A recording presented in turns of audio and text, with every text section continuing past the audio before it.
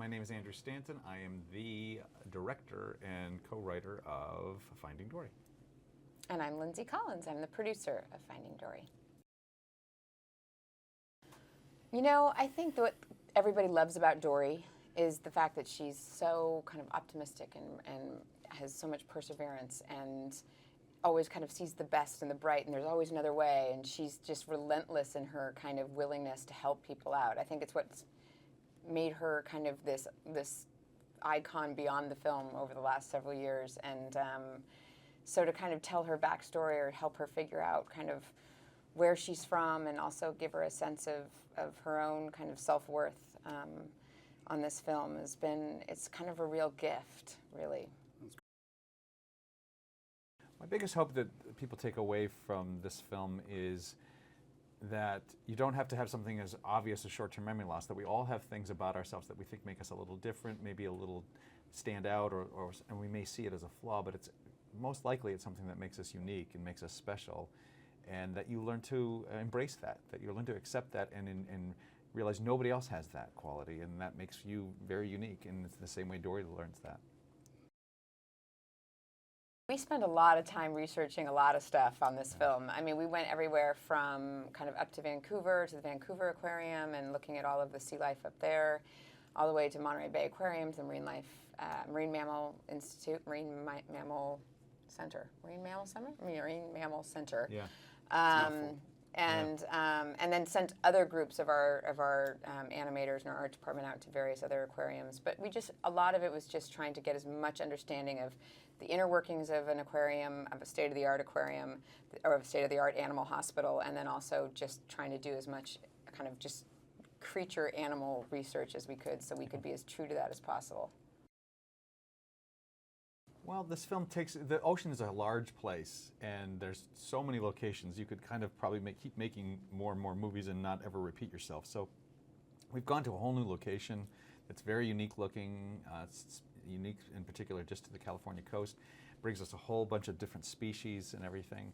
So it's really about the expanding of that glossary of that world that we're getting. Technological wise, we can just do a lot more of what we used to do in the old one. We can sort of be in the water at the top and break the surface a lot and really kind of be cool with all this stuff that was so difficult to do before. And we can do an octopus for the first time. We never could do an octopus before. Well, Ed O'Neill, I mean, difficult. The octopus was fine, but Ed O'Neill, very difficult. That's the real That's the labor. Truth. No, the Hank the octopus is definitely, hands down, the most difficult character we have ever built. And not only in his design, but in his rigging and his articulation and animation, and his shading and his ability to camouflage. Every single thing about him in his simulation made it like push the envelope kind of to 11, to the degree where I think everybody was like, I've lost that loving feeling about this thing. And I think the good news is that often that happens, and then you don't kind of see it. It looks invisible to the audience. I think there's something about Hank that, as much as you're not paying attention to it, even people who don't know anything about how hard he was will be like, that is a cool character. Mm-hmm. Yeah. It's very similar to the first movie in the sense that, again, you can kind of pick from so many species, so you start making a list of kind of what's cool. It was almost easier, because we were traveling all over the ocean in the first movie, it was really kind of hard to select. But on this movie, it was made kind of easy for us because once we picked the edge of the Northern California coast, we knew exactly what those species would be. So we have the sea lions, and we have otters, and we have loons, and that kind of narrowed it all down. And then in some of our research, we discovered, we just are fascinated with beluga whales and whale sharks. And so it was actually not that difficult. I think people should go see Finding Dory because this movie is kind of feels, at least to me, kind of old school Pixar in the sense that it sits almost kind of harmoniously next to Nemo in terms of tone and humor and emotion. I feel like it's a movie, if you want to feel like Dory's going to be okay, you need to go see this movie. Yeah, exactly. If you're worried about her at all, closure. if you need closure, a sense of like, is she all right? Like, you need to go see this movie. Yeah.